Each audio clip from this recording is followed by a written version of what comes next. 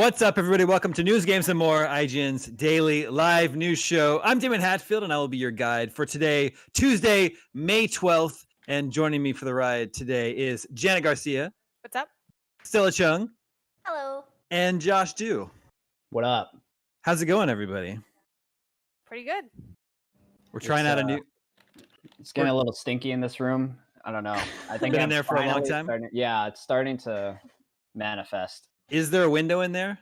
Can you crack a window? Or? There is a window, but it's like I'm on the ground floor and it's facing the street, and I'm like, if you're walking past my house, you can see right in here. Sure. So I don't like. You put on a show for them. You should put on a show for people who walk by. You know. No, I only reserve the shows for News, Games, and More. Thank you. That's a good one. Thaning you. We and our audience appreciate that. Lots of exciting news to get through today. We're going to talk about PlayStation Studios, talk a little bit about Ghost of Tsushima and Marvel's Iron Man VR. But first, let's begin with Tony Hawk's Pro Skater 1 and 2 remake, just announced today after being rumored for a long time. Coming to PS4, Xbox One, and PC. Do I have any other Tony Hawk fans on the show here with me today? I'm a light fan. A light fan. Yeah. I would say same. Like, I love the games because, I mean, I feel like no one played it and didn't enjoy like those early iterations of Tony Hawk. But at the same time, I don't have like a strong memory of them. Like, I remember playing them and enjoying them, but I don't. It's been a really long time since I've revisited them. But you guys played them. Yes. I was meaning the games. I'm not really haven't. Tony Hawk the man. Never played them, Stella? Oh, I'm a fan of Tony Hawk the man. Yeah. It's hilarious. Any interest in skateboarding games in general, Stella? Yeah, this seems cool because I know I didn't get to check out the old ones, so I would really love to be able to check out the remakes because I think that they would hold up better than going back to the older games. So I would really like to experience it. What's your what do you assume playing the original is like? I have no idea. I think I saw some video of it, but my memory is probably different. You know how we think like older games when we play through it, we're just like, oh, we remember, we're just like, oh, it was so gorgeous. But now when you play like remakes, you're just like, oh my God, the first game was shit. So I don't know what to expect. Like I could go back and play the old ones before these come out, which might be kind of cool.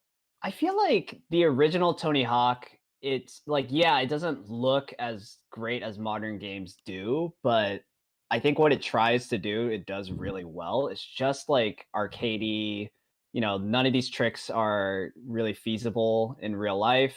Well, yeah. But that's kind of the fun of it, It's like you're just chaining together combos, like button mashing mostly, and trying to hit high scores. It's definitely more arcadey, and I think that ages well.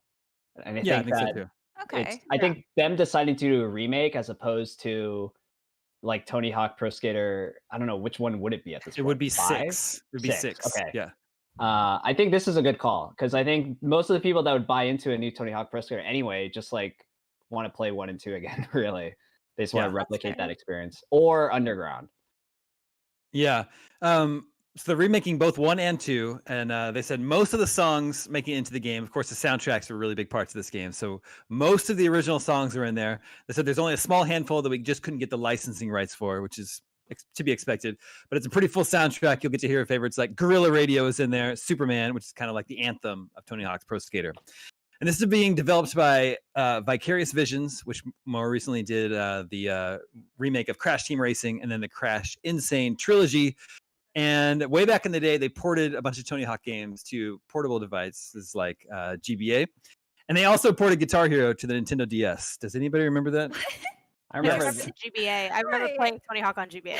Like, that's actually one of my like main memories of it, which I know isn't the best, but like, I played a lot of Nintendo handhelds, played like a really big role in like my gaming early on, so I played kind of everything, and that was one of them. I remember enjoying it fine, but like it's one of those things where like, was that the best way to play it? No, but like, was it how I played a lot of it? Yes. I remember playing it mostly like just at like friends' houses, like on a PlayStation, and it's such like a great like pass the controller game. You just like do a round and then like pass the controller to your friend, and they can play around and like. Not a bunch of, like inviting your friends over to play a single player game is always a weird thing, but this game kind of like for sure. that. Yeah, pass the controller around. It's perfect for that. I wonder if they'll do like some online capability here, like leaderboards and stuff. There's online multiplayer and local multiplayer. Nice. Local multiplayer. Yeah. I'm trying to show you a photo of. Here we go. Wait. Application window. I want to do this one. Okay. Yeah. Can you guys see this? I know it's a little small. This is the Guitar Hero controller for DS. Oh, I remember that. It plugged into the cartridge port, and then you had the buttons, and then you stroked the touchscreen with a little guitar pick. Right. Oh my god. That was genius. I know. Honestly, that's so innovation much. right there. There's some wild Nintendo peripherals. Yeah. They're like, we will make it work. You wanted it, it is here. And it's like no one wanted it, but also it's still here. And it's kind of interesting. I think what's most exciting about these remakes is that it also makes it easier to play the game now. Like, obviously, sure, you could dig out your old console, but like, I know Stella, you were asking like, oh, is it worth going back? And it's not that I don't think the games age well. I haven't played them admittedly in a really long time. So maybe they don't. I don't know. But I remember there's something about the gameplay that makes me think it wouldn't age well. It's just that it's kind of a pain to go back just from a accessibility standpoint. So this is nice because, like, most of us who are gaming fans probably have some way to play games in the modern era, right? We have an Xbox or a PS4 or a PC or something, as opposed to like how many of us have those older consoles ready to go and are just gonna like dive into it.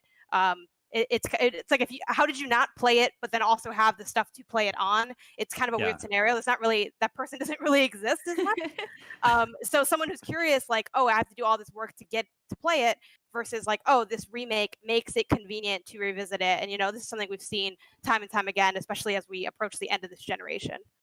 Yeah. They're also totally redoing the visuals. They said they're going for photoreal quality. We're using scanned material from getting the skaters to come back in and get scanned. Photogrammetry references for textures and assets within the environment. So it's definitely going to look a lot better than the original game. Based on the trailer, it looks pretty great. Yeah, it looks really nice, right?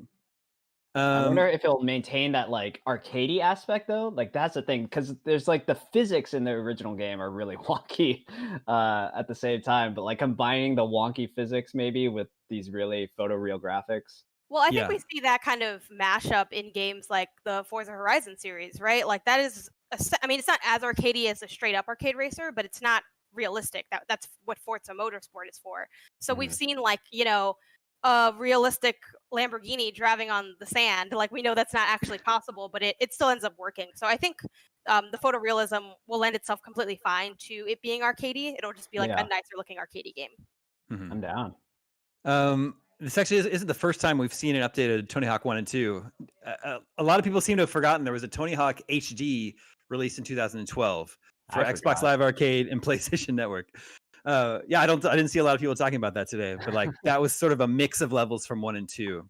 IGN gave it an 8. Thought it was pretty good, but it was delisted from stores, I think, in 2017, so you can't even like buy it or access it today. And then, like we were mentioning earlier, I had completely forgotten there was a Tony Hawk 5 in 2015. So yeah, if they made a new one, it would be 6. Apparently, Tony Hawk 5 was really bad. IGN gave it a 3.5. Oh my god! What was wrong with it? I don't know. It was really bad. That's like bottom of the barrel game over there. If you're getting a 3.5. Seriously. We ran a poll on IGN today asking the IGN fans what is their favorite Tony Hawk game. Let's check in on the results. Was winning, and Tony Hawk 2 is winning. That's generally considered to be the best. Although Tony Hawk 3 also has a lot of fans. Did anybody? I got Tony Hawk 3 is one of the games I got with my GameCube on launch day when I bought it. Oh, really? Did you play it a lot? Oh yeah, I played the holy heck out of it. I think Janet added a note that Tony Hawk 2 is the number 83 on our top 100 games list of all time. Yep. Above Contra, but below, I think, Monster Hunter World. Interesting. This is so weird. So weird. To compare it to those. That list is hard to make, all right? Like, I do not, I'm not jealous of the people that make that list. I feel like that's not, as weird as that placing is, I feel like that's not inaccurate. That sounds correct. Like, but that's to be in the top 100 games at all. Like, you have to be pretty good, and it's not at the bottom of the list either. I mean, it's towards the back end, but Yeah, definitely one that people are still talking about today when we talk about the best games that have ever existed. Yeah. And what's this other note that you added, Janet, about the pre-order bonus? Oh yeah, this was mentioned in both our story and also on our pre-order and collector's editions. But if you pre-order the game digitally, you will have access to a demo later. Which I kind of noted this just because a lot of people thought that was a little bit odd, because traditionally, like if there is a demo, it's just available, and it's kind of weird to pre-order into a demo because it's not like you're getting the game early. You're just getting to play the game early, but you already decided that you're going to buy the game. Like, I mean, the only positive here is that I think it shows confidence in the product. Like, you pre-ordered it, they could cancel the pre-order if they didn't like what they saw, I guess. But it just feels like a weird thing to have as a pre-order bonus. Yeah, because like the demo is what you play to decide whether or not you want to buy it. But here you get the demo by buying it. Yes. Other games have done that recently, right? Like I think, oh my God, what was it? I think some of the Ghost Recons did that recently, something like that. There were other games that did, hey, you get this demo, but then I think you could also extend it to your friends. I think Call of Duty did that too. Interesting. But which like sharing the demo with your friends is way more useful than if you're already buying the game. Then I feel like there's no point to that. But you know. Yeah.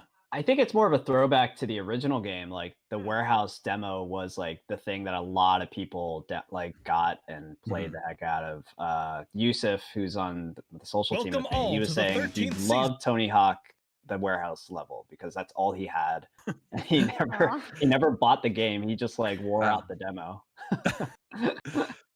That's interesting. It must have been like on a demo disc with like official PlayStation magazine or something. Something like that, yeah.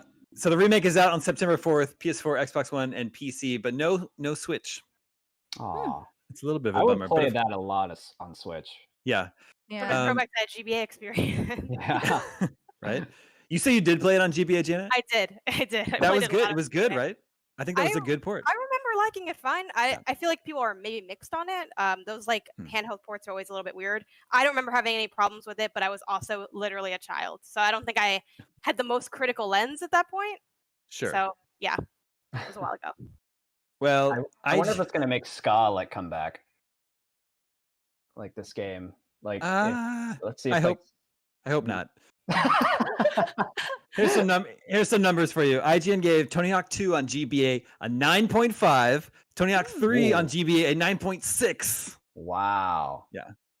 So it was good. It was good, at least according to IGN's reviewer at the time, which must have been Craig Harris. Or whoever all right. it last, you know. Yeah, that's true. Sam Claiborne reviewed them. Yeah. Oh God. Along with Pokemon Red. Stella, have we convinced you to play Tony Hawk 1 and 2 remake later this year? Yeah, why not? I'm gonna suck at it, but why not? Still waiting for you to get loud and rowdy. Let's see if PlayStation can get you a little bit more excited. Let's move on to PlayStation has just announced PlayStation Studios. It's a new umbrella brand that unites all of its first-party games.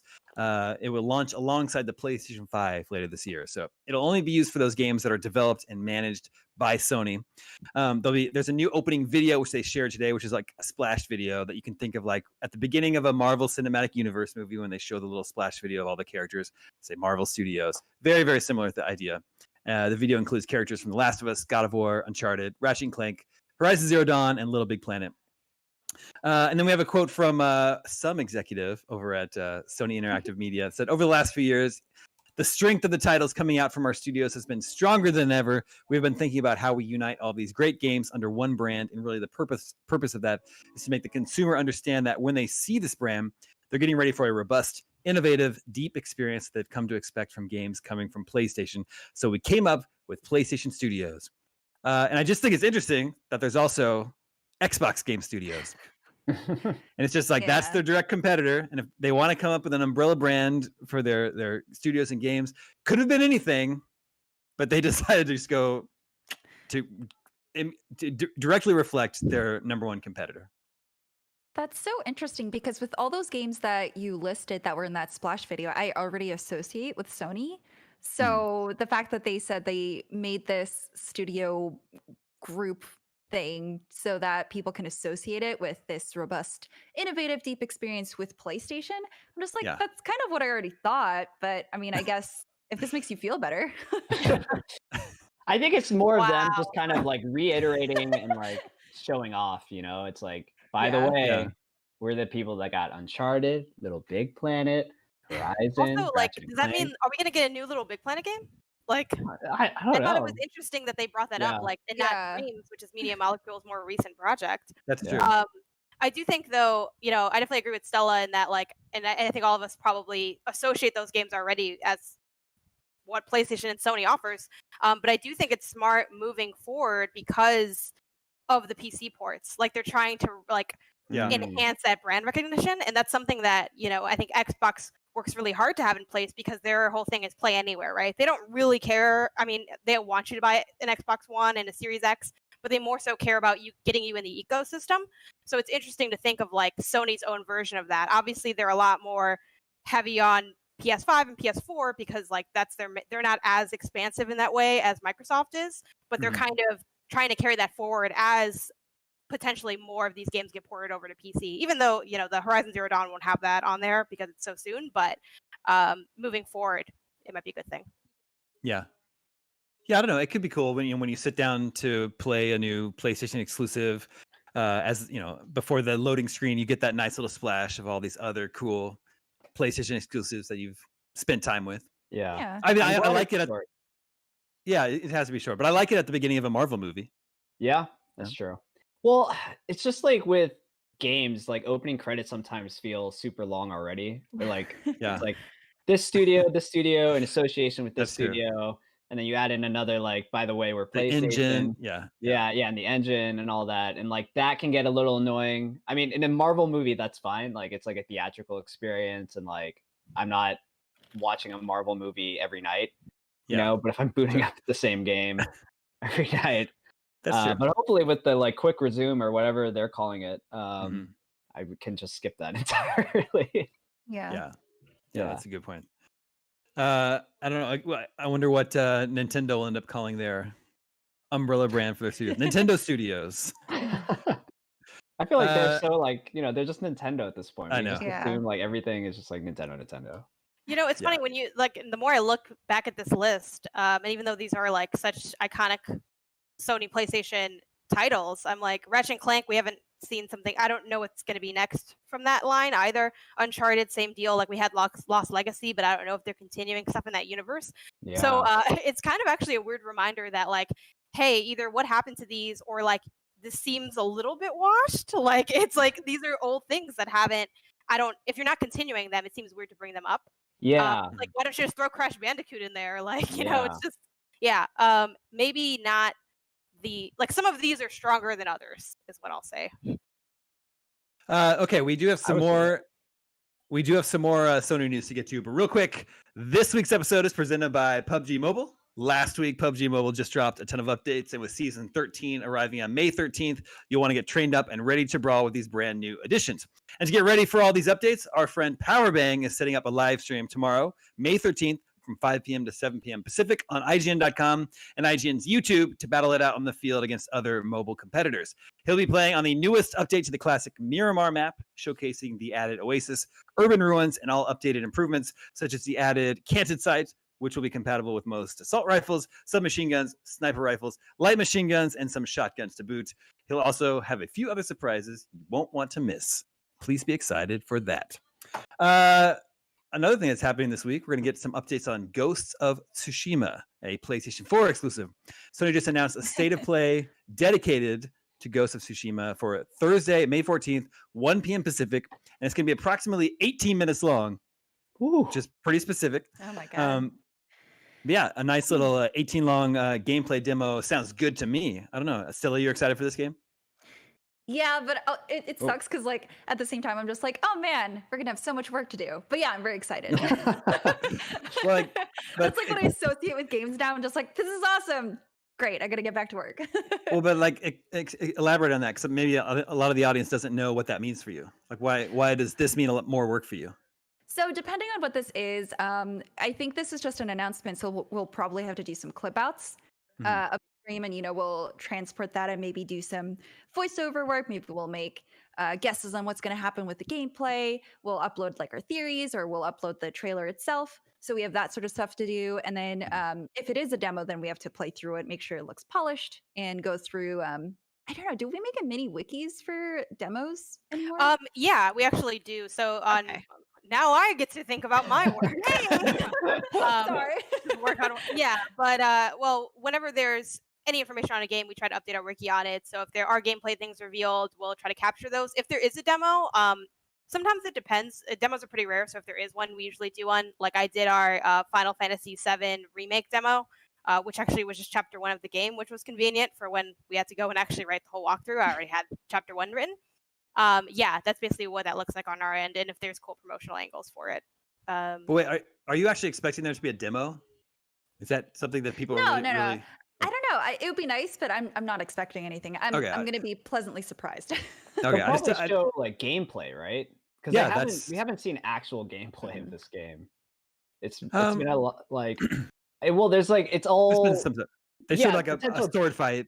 Yeah, but like no HUD or anything, and like I can't tell. Yeah, it's they're blending or blurring the line between. Right, like there's like a sword, but then there's like some leaves, and then there's like a nice shot, and then there's like another sword, and I think even just a few episodes ago, like we've been discussing, and I know on Beyond as well, like wanting to see more of this game because it's such a big deal for PlayStation.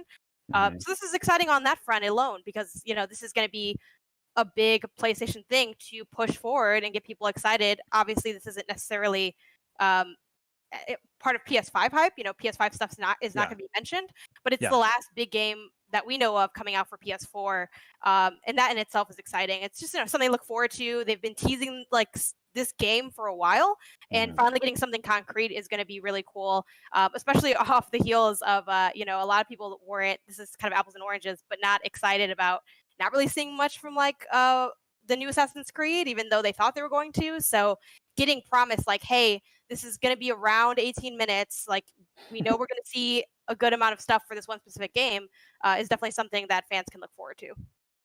Yeah. Do you think they'll show anything else? Like, or do you think this is 18 minutes of Ghost of Tsushima? It's 18 minutes of Ghost of Tsushima. That's how it was positioned. I think it's very akin to like Nintendo does it sometimes too with their directs, where they're like, this is an Animal Crossing direct, and it's literally, I mean, every now and then, yes, like it is always a slight possibility that something else will get mentioned, or like come back to this date for this other thing. But for the most part, it usually is pretty much, if they say it's going to be that, companies tend to just stick to it being the focus. Yeah, it's pretty crazy how long this game has been in development. It's the first game Sucker Punch has made since infamous Second Son, which was fairly early in the PS4's lifespan. It was early 2014, so it's been like 6 years since their last game. Like you mentioned, Janet, this is like the last known big PlayStation 4 exclusive. I can tell our audience is really starting to get excited for this game. But just like aside from the excitement of this being a big exclusive coming, Janet, are you personally excited about this game? I can't say that I am. Only it's not my style of game. I'm definitely gonna play it because it's like the major. Like for the most part, I try to play every major release just to be in the conversation, to be able to form an opinion for end of year stuff. Yes, it's my job. So if I'm not doing the guide on it, I'm not necessarily like I haven't played like the latest Resident or the remake of Resident Evil yet because I just haven't gotten to it and I wasn't assigned it. But yeah, I mean, it looks really nice, but I don't know if it'll be my style of gameplay. And I'm looking forward to seeing like more of the specifics of what it'll entail. So hold on, an open world samurai themed action adventure game isn't your style? I'm curious as to what the combat will be. That's more of what it is contingent on for me. Action adventure is pretty open ended. Like there's a lot of action adventure games that play totally differently. So it kind of depends on what I see. Like that alone isn't enough to sell me. So we'll see. Yeah. And then Josh, how about you? Yeah, I would. Now that you mention it, Janet, I kind of agree. I mean, it's easy to get swept up in like these gorgeous like graphics and these landscapes, and it looks really well shot, quote unquote. When it comes to actual gameplay and seeing maybe at least 5 minutes of uncut gameplay, I think that's where I'll probably make my big decision. One of the small things that I've been thinking about for this game for a long time, though, is I would really like to get like if there was like a Japanese dub version of this. They've confirmed that. They have? Yeah. Oh, great. Well, then I'm mean, gonna buy it. At least 2 years ago when they announced this game, and I asked them about that E3, they said, did there'll be you? a Great. Japanese Perfect. voice language. Yeah, so you can play it like a samurai movie. I think that's Yeah, cool. that's like them speaking English. Like it's cool and all, but like it kind of like takes me out of it. You know, if they're going for this, you know, historically accurate like vibe, like I think I'd probably want to stick with Japanese language. Yeah, for sure. Dope. So that's coming this Thursday, May 14th, 1 p.m. Pacific. And like Janet pointed out, they've already confirmed there's not going to be any PlayStation 5 news. So they're managing everyone's expectations, but we should expect a nice long gameplay demo of Ghosts of Tsushima. And today, we also found out that Iron Man VR, which had been delayed alongside Last of Us Part 2, now has a release date for July. For July 2020, and I'm just realizing now that all I have is that headline, and I have to click into the article to find the exact release date, which is July 3rd. July 3rd. Wow. Okay. Independence Day Eve, some people like to call that. Nothing more American than that. This is a big. Well, I mean, Iron Man's pretty American. Yeah. I mean, if you can't go outside for fireworks now, may as well just go sit in your Iron Man VR. Right? Live in a virtual reality. Stay home. Yeah. That's do your country a great service. Although I feel like fireworks should still be feasible because everyone can enjoy them from a distance. Yes, that's right? True. I wonder if they will be fireworks.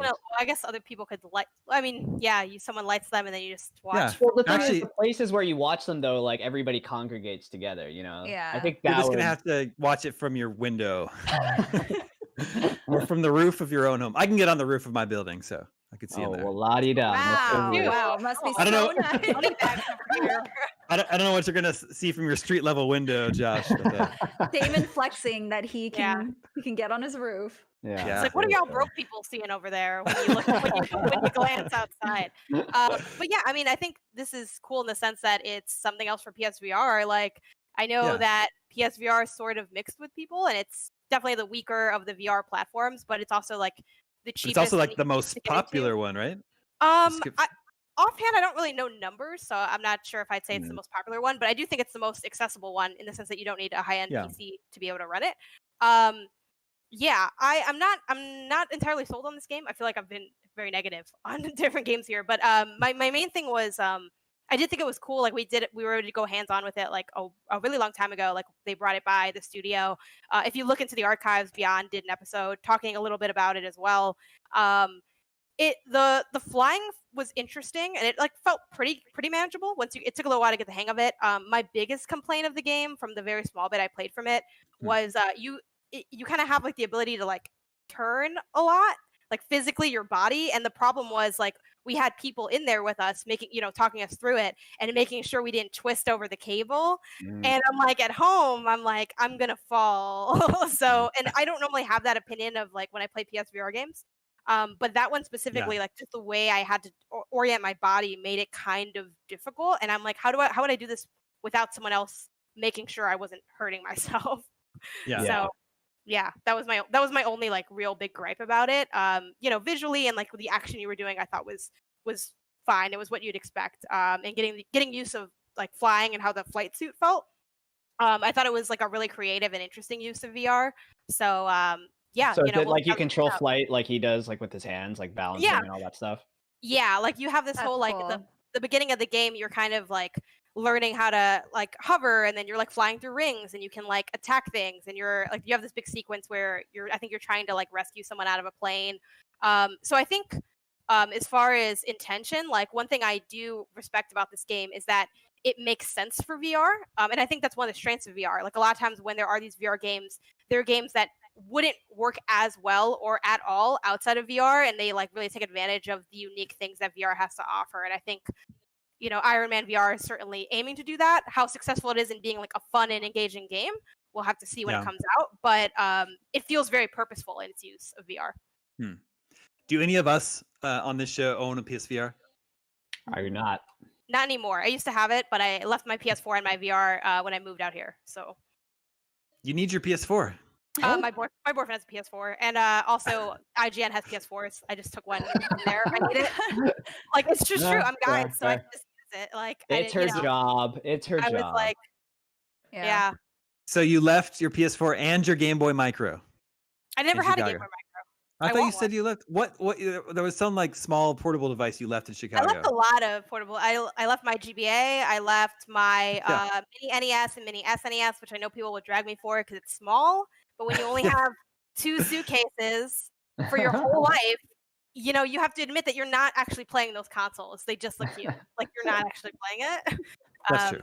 I still have, my family still has them in the possession, so we didn't throw them out or anything. I'll get them back at some point. Well, Iron Man's a pretty big exclusive for PSVR, and I did double check. I did some fact checking, and PSVR is the best-selling VR headset because it's cheapest and just plugs right into your PS4. Yeah, so that makes sense. A lot of people in the comments are a little salty though that it is a PSVR exclusive because there are owners of other VR headsets that would like to play this game. They don't have a PSVR, but you know, that's kind of PlayStation Studios, baby. Yeah, PlayStation Studios. There's no Oculus Studios, is there? No. Well, we have seen. I don't think I'm wrong on this because I heard it on one of our other shows, but I believe Tetris Effect ended up going to other VR platforms. So you know, it's possible. Oh yeah, it is possible. Plus, with PlayStation Studios putting their games on PC and whatnot. All right, let's move on to some DLC news for Predator Hunting Grounds, asymmetrical multiplayer game which was released recently. Arnold Schwarzenegger DLC is coming to the game later this month on May 26th. It's paid DLC, and you'll get Schwarzenegger's character Dutch from the original 1987 Predator movie added to the game. And before we get too deep into this, has everyone on the show seen Predator? Yes. It's okay. It's okay. Yeah, it's been a really long time. Like it's been a really long time. Janet has not seen it. I have not. I have not either. Oh my gosh. I was a kid, so I mean, sure. probably was a little messed up from it. But, you know. Okay. Well, anyway, Arnold Schwarzenegger is the lead character in Predator. He actually returned. The actor returned to voice his new lines in the DLC, and the developer Ilphonic. They're introducing cassettes into the game for players to earn that allows them to learn where Dutch has been all these years and hear his story in his own words through a series of voice tapes that you earn as you level up. When the DLC is released on May 26th, players will get access to the Dutch character and a hammerhead rifle, as well as Dutch's knife. The rifle and knife will be made available to all players free of charge later in June. Now, the Dutch DLC pack is the first of at least 4 paid DLCs, with the second coming in June, third coming in July, the fourth in August. But what's a little weird is that I don't know who else could possibly show up. You already have Arnold Schwarzenegger in the first one. I don't know, unless they're gonna have an alien like Xenomorph DLC to bring in later. Carl Weathers. You could add Carl Weathers, but that's a little bit. It's not as exciting as Arnold Schwarzenegger. No, of course not. So it's still, like Carl Weathers. That'd be great. Yeah, I don't know. I'm surprised. Like this. Arnold is like, I feel like he's been in a lot of games lately. Well, he's in Mortal Kombat 11 as Terminator. Right. And he's also, well, I guess his robotic form was in Gears 5. That's true. Oh yeah. That's true. I remember that. That was freaky. You're building quite the little listicle over here. Yeah, hey. Hey, I'll click on it. Hey, GameSpot, got an idea for you. It's really interesting because this game also brought some YouTubers, like famous YouTubers, to do some voices in the game. Like I think one of the announcers' voices is like the guy who tells you like, "Oh, you need to go do this, do that." He's Mr. Sark from YouTube. So I think that's just really funny that they brought all these people. It's a good idea.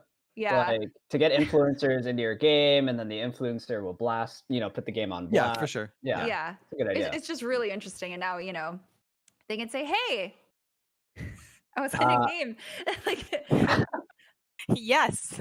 Yes. I want Arnold's like other, like, I wonder where Arnold's gonna pop in next, because he like comes back with his, like, he came back. He's like involved in this game. He like put his voice in. Like, if he's gonna, like, is there gonna be a Conan Barbarian DLC or something for another game, or just John Kimball from Kindergarten Cop? Oh man, I would love that. Man, a Kindergarten Cop game would be good if it was like, if it's like Overcooked and it's just like sort of like a management. You're trying to manage all the kids in the classroom, and you're just so big, and like the children are so tiny, and like you gotta be careful not to like hurt them. I like it. And then you gotta figure out whose daddy does what. Sorry, the line from the movie is, "Who is your daddy and what does he do?" Because he's trying to find. He's a Oh my cop. god. He's trying to Oh find the my drug God. dealer. Yeah, he's trying to find the bad guy, and he's like somehow related to one of the kids, and so he's like, "All right, let's play a game. It's called Who is Your Daddy and What does he do?" That's There's amazing. so many things that I could say. I'm gonna say any of them. So thank you for sharing that. So I'm going to go out on a limb and say a guess that none of us have played Predator Hunting Grounds. I right? played it at You did? South by. No, not South by. Wow. PAX. PAX like last summer? PAX West. Yeah, I think so. yeah. Last Yeah. fall, maybe? Yeah. Yeah. Well, yeah. It was September. it's fun. It was like it's like FPS games are like a little hard for me to get a handle on if I don't know the controls immediately. Especially in those first 2 games that I played, I was like still figuring things out, so I didn't feel like I was getting into the groove that the game would want me to get into to really get the game. But it was like, it's one of those asymmetrical games where it's like, one person's the juggernaut or whatever, and they're invisible. I think that is pretty fun, like just running around the jungle and jumping on your friends. Well, IGN gave it a 5, so it didn't turn out super well. It's the same guys that made the Friday the 13th game. Oh, right. Where one person was Jason, chasing down. Yeah, that makes sense. It's essentially the same thing, but with Yeah. that's not discount the fact that It's just like literally different game. skinned. They should be Kindergarten Cop, where you play as the kids and then one person plays as John Kimball. That's perfect. That's perfect. That's the game. That's gonna be the next one. That's the game. Oh my gosh, that's so good. Well, maybe the updates will make it something more than what it was at launch. Yeah, I'm sure. And like actually Friday the 13th did, improve greatly with updates along after several months after release. However, they have eventually they had big plans to continue updating the game, but then they lost the rights, the movie rights. And so they just couldn't update it anymore. So the game was just sent out to die. Yeah, it's crazy. So hopefully that doesn't happen to Predator Hunting Grounds. I don't know. I like it when games do that though. Like they start off and they're like not that great, but you hear how they start that's building it on. That's the story of every game as a service today, right? Mm-hmm. A lot of people in the comments are complaining that Arnold wasn't in the game in the first place. Now you have to pay extra to get him in the game, but it's not really that's not the game that they were Arnold was only ever in the first movie, so it's not like that's true. It's based off like the franchise. It's not like Predator 1, the game. Yeah, it's supposed to be a predator hunting 4 generic soldiers. So yeah, if they wanted to do a game like where it was a first-person shooter and like they had to play as Arnold through his storyline, that'd be cool. But that's not what this was. You're right. Yeah, that's true. I want to. Yeah, now I want it just a playable. Yeah, I want to. Right. First That'd be so cool. I like how this has led us all to talking about what games we would want to exist rather than no one seems rather than this one. Well, it's because Arnold Schwarzenegger is so iconic. Now I'm thinking about which Arnold movies would make great games. There, boom, another list for you guys. Kotaku, get on it. They're not listening. I don't know if you guys follow. I don't know if you follow Arnold on Twitter, but he's turned into just the nicest old man. He just posts people reminding people to stay inside, and then he has 2 pet donkeys that he posts photos and videos of. It's so cute. Have you seen that video? He was telling people oh yeah, this is how I got super flexible. He's doing the splits on the counter, but it turns out he just stuffed a pair of sweatpants and he was just standing next to it on the counter, so it looked like his legs, and he's just smoking a cigar. And I was like, man, that dude's so cool. He's living it. Yeah. Okay, Harvest Moon is a game that's a lot like Predator Hunting Grounds. Is it? Is it though? Please continue. One person is the farmer and everyone else is the cows. No, a new Harvest Moon was announced today. Harvest Moon One World was announced for Nintendo Switch. Natsume announced it. It's going to be released later this year, feature a new world with both new and returning characters. I didn't know that there were characters that appeared in multiple Harvest Moon games. The story revolves around a world where fruits and vegetables no longer exist, with players forced to venture beyond their towns and into the wider world to investigate a mystery and bring back produce into the world. Wow. Mm-hmm. Wow. Is this the Animal Crossing killer? No, I'm just kidding. I mean, so first of all, are there any animal or any Harvest Moon fans in the house? I've never played. I don't even know what it is. Well, this was like the original farming simulator. Yeah. Okay. Before Animal Crossing and before Stardew Valley. Okay. I'm this is the first time I'm seeing this trailer, and I'm not. Is this the game? I don't think this is. I think that's a different previous one. I think that's the last one because they didn't release a trailer for it. Okay. I was gonna say. Yeah, this is a little wonky. I was gonna say it's a little rough. Yeah. So Harvest Moon was a Super Nintendo game originally, and it was a farming life simulator. But the tricky thing with this is that what was the original Harvest Moon is now called Story of Seasons because the developer just used to make the games for publisher Natsume. And then Natsume dissolved that relationship, but retain the rights to the name. So Natsume continue making Harvest Moon games that are nowhere near as good. And the original Harvest Moon developer makes Story of Seasons, which are good. Oh my god! Do you think you enjoyed Story of Seasons?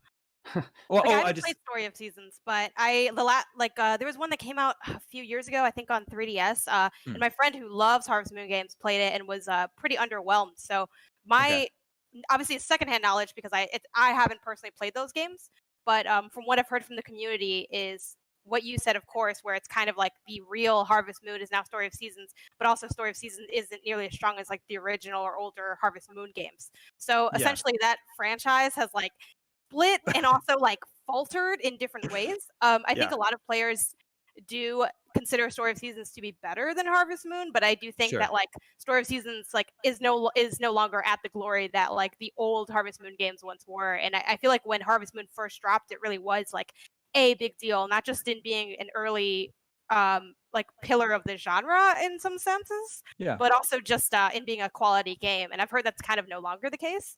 So this is interesting, and especially like in a post like Animal Crossing New Horizons world where like that's the biggest thing. A lot of people do compare it to Stardew and say that maybe they like Stardew more because it's a different pacing. But it does feel like both of those games are kind of light years ahead of where this franchise has been for a while. So I don't know. We'll see how it goes when it comes out later this year. Yeah, just the Harvest Moon franchise is in a weird spot because of all that drama that happened, and then because of Stardew Valley and Animal Crossing are just so much better games and so much more popular. It's kind of like what is Harvest Moon? What is it today? What does it need to do to actually get people to pay attention? You know? I don't know, but it has really cute cows. Which one? This, or I guess the previous ones. I don't even know which ones to call out. Any of the previous ones. The originals, the Harvest Moon games. Yes, I've played those. If that's what you're asking. What was unique about it? Like, what would stand out about that game? Well, at the time, there wasn't really any other like sort of farming life simulator. So that was, it's very different from running and gunning in Contra 3 on Super Nintendo. It's a very slow-paced, relaxing game, which in the early 90s, mid-90s was a little bit unusual. So if you had to choose one of those games or one of the older Animal Crossings, which one would you pick? Well, I'm not an Animal Crossing guy, but I do like Stardew Valley, though. I think Stardew Valley. Okay, that or Stardew Valley. There you go. Yeah, I'd pick Stardew Valley. Okay, for sure. It's just so much more robust game. Yeah. Okay. Interesting. The last Harvest Moon. Sorry, no. I'm the one. You gotta tune in more. He always drags it. What? I don't always drag it. I don't always drag it. I just don't have anything to say about it because I don't play it. So. You know, it's not a Damie game. It will not win the Damies at all. It won't even be nominated. No. It's not going to be nominated. Anyway, we'll see how this latest Harvest Moon turns out. Got some more news on Assassin's Creed Valhalla. Newly announced a couple weeks ago, and everyone was excited. And then there was a quote-unquote gameplay reveal last week when everyone was like, what the F? So now there's another bit of news that people are also saying, what the F? Ubisoft has confirmed that Valhalla will run at a minimum of 30 frames per second on Xbox Series X. A quote from Ubisoft says, Assassin's Creed Valhalla will run at a minimum 30 frames per second. On Assassin's Creed Valhalla, we are committed to offer the best experience to our players by immersing them in the most beautiful worlds and environments we could create, and leveraging not only the graphics enhancements offered by the next generation of consoles, but also faster loading times and the new architectures. And a lot of people are not super happy about this. From the IGN comments, that base gamer said 30 frames per second on next-gen consoles is an embarrassment. Stream said devs should be shooting for 60 frames per second minimum on all Xbox Series X games. Otherwise, all the hype they have been spewing about how powerful it is utterly meaningless. And Angry Yub says, on the Series X, I would expect 60 to be the minimum, to be honest. Now, to me, I usually can't tell the difference between 30 and 60 frames per second. Is that important to you guys? I feel like I can tell the difference. It's just that at a glance, it's not one of the highest things on my priority list. You know what I mean? And I feel like on a technical standpoint, these guys are trying to develop this game for PlayStation. It's like current gen and next gen, right? That's right. So I feel like on a technical level, shooting for 60 frames minimum is going to be pretty tough, no matter how, it's the first games that are coming out for this are probably not going to hit that mark, maybe in a year or two. But I feel like frames per second is not something that most middle of the road gamers also look at. Yeah. When you're marketing a game like this, it's like all about graphics, lighting, and all that jazz. But like, as long as it moves at a decent 24 frames per second, even, I feel like most people are on board. Yeah. Stella, you play a lot of shooters on PC. Is the frame rate important to you? Yes. It's a shooter. Yeah, if it's a shooter, then yeah, it's a different story, Sure. I know that's totally different than an open world action adventure game. Yeah, that's very different from an Assassin's Creed game where I don't necessarily need it to be at 60. Would it be nice? Yes, but I don't think that would make or break me deciding to get this game. Also, that's not saying anything about the Xbox, I don't think. That's saying something about how the developers are choosing to create this game so it's more accessible to other people on previous consoles, which I think is actually really nice of them. Not many developers will do that. They'll just be like, yeah, just buy the new console, whatever. If you want to enjoy it, just get the new one, Yeah. So I don't know. I feel like 30 frames, that's fine.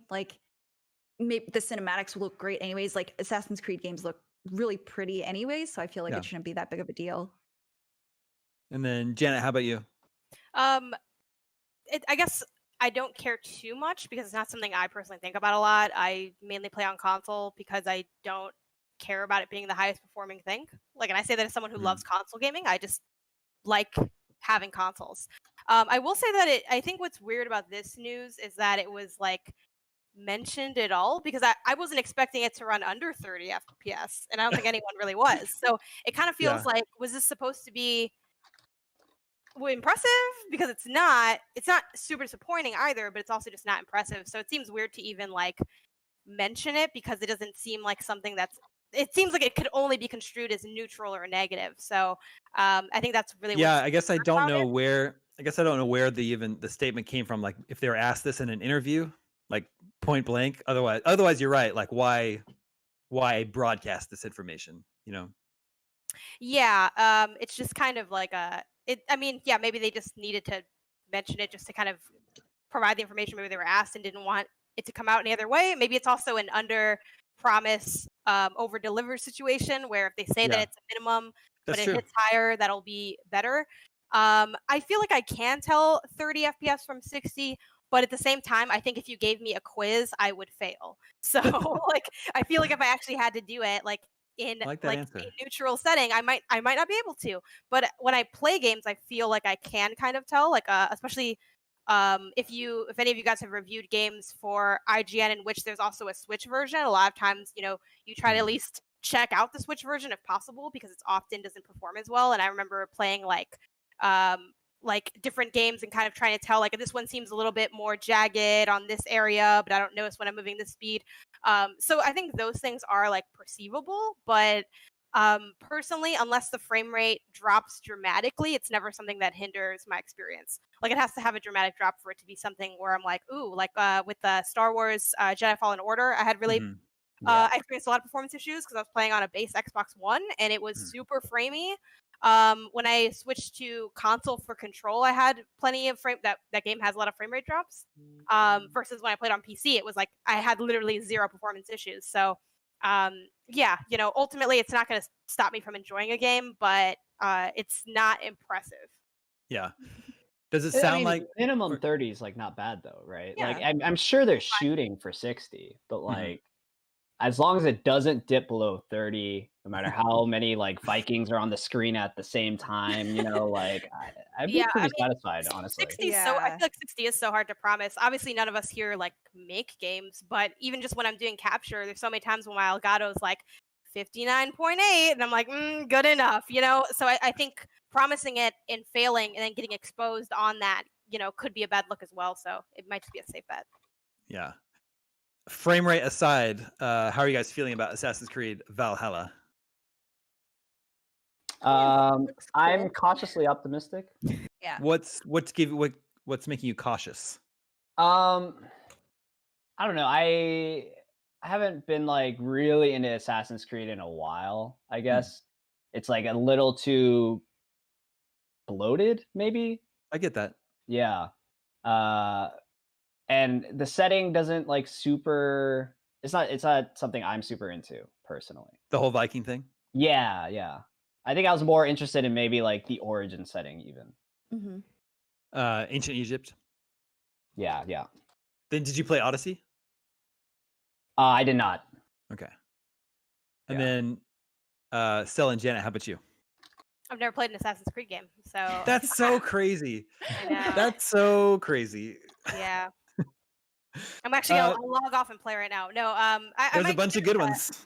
Yeah, and there's a lot of sales going on. I might dip into what's the last one, Odyssey?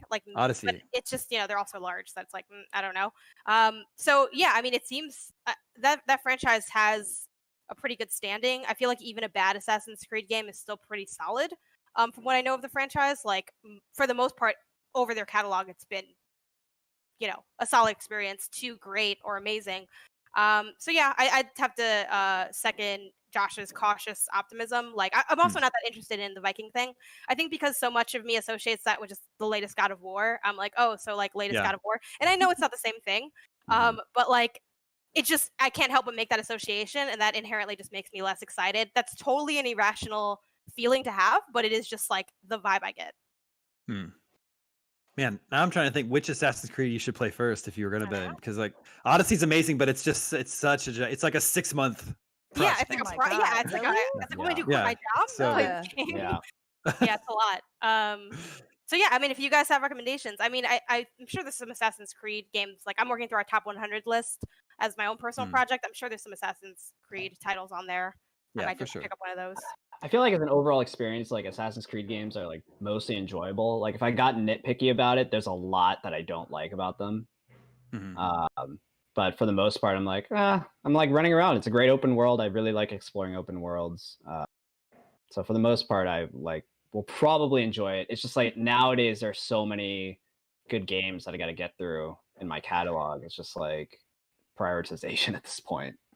Yeah, I think I liked the first 3 games. My friend and I kind of switched off the controller like a long time ago, but I really liked the story in that because it kind of connected. But now I have no idea how those stories, connect to the ones. Like, how the heck are these connected? Yeah, and that's kind of what intrigued me about the original games, because I was like, oh, this is so cool. Like, they're learning about their past. It all somehow like meshes with the present. But now it's just like, oh, sit down, go run around in Egypt or something. I don't know. I just don't. Yeah. I don't find it appealing to like story wise. Yeah. In all fairness, though, they've really downplayed the story, so it's just you can almost just ignore it entirely and just play it as. I like the story. Well, I know a lot of people do that. Yeah, it's just Ubisoft is in a tough position where the hardcore fans do love the story, and then there's all these other people that just want to play Assassin's Creed and don't care about the story, like me actually. So it's like, how do they reconcile all that together? But Janet, a lot of people in chat are saying Black Flag. Yeah, that's what Assassin's Creed 4. Yeah. All right, with a few minutes left, let's move on to our final story of the day. The Batman, Robert Pattinson, is given talk about his role in a new interview, and I'm excited about this. When asked about how he's physically preparing for his role for Batman, he says, "I'm just barely doing anything." Relatable, super relatable. Oh my god. You think is this because he's already in great shape? I feel like it's just because he's lazy. Okay. I don't know. Maybe he thinks like the suit will compensate for most of it. Maybe he thinks that the stunt double will do most of the heavy lifting. Yeah. If you dig into this original interview, though, that he did with GQ, we didn't cover this part in our article. It is April 10th, 10:16 a.m. Yesterday, I was just Googling. I was going on YouTube to see how to microwave pasta. That's what Robert Pattinson's doing.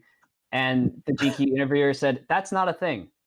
Robert Pattinson said, put it in a bowl and microwave it. That is how to microwave pasta. And also, it really, really isn't a thing. It's really actually quite revolting. But I mean, who would have thought that it actually makes it taste disgusting? And the reporter is probably, he asked this question that we're all thinking, how are you actually surviving? Yeah. And he says, I'm essentially on a meal plan for the Batman. So he's not like doing anything. He's just eating certain things. I don't know what I'd be doing other than that. But I mean, yeah, other than I can survive. I'll have oatmeal with like vanilla protein powder on it, and I'll barely even mix it up. It's extraordinarily easy. Like I eat out of cans and stuff. Okay? I'll literally put Tabasco inside a tuna can and just eat it out of the can. Okay. And we talked about this before we were taping. I don't think that sounds bad. I kind of want to try that. That sounds okay. Eating tuna out of the can with just some Tabasco in it. I mean, I've been known to eat tuna out of a can anyway. I'll just try it with Tabasco. But I'm just worried. Like, is he okay? Like, if he does bare minimum with eating, like, is he showering? Is he like going out for walks? I mean, like, it's healthy, right? He's eating healthy food. It's like it's very high protein, low carb. Yeah. I mean, it kind of feels like when you take instructions literally, you know how like you ever did that thing in school where they're like, oh, and now follow the instructions, and you do it like literally to the T, but it all comes out weird because it's meant to show you that you're not supposed to write instructions in a certain way. I feel like that is how this diet is, where it's like, well, technically the tuna is good. Like you never told me I had to actually put it on anything or with anything or mix it with anything. Yeah, tuna and hot sauce. Yeah, I wouldn't do it. It's just not what you imagine. That's why I'm not Batman. So Hollywood, like clean man, like A-lister Robert Pattinson to be eating at home. You know, I think it just like breaks into his persona a little bit more, and you like, oh, he's just like eating tuna out of a can, just like us.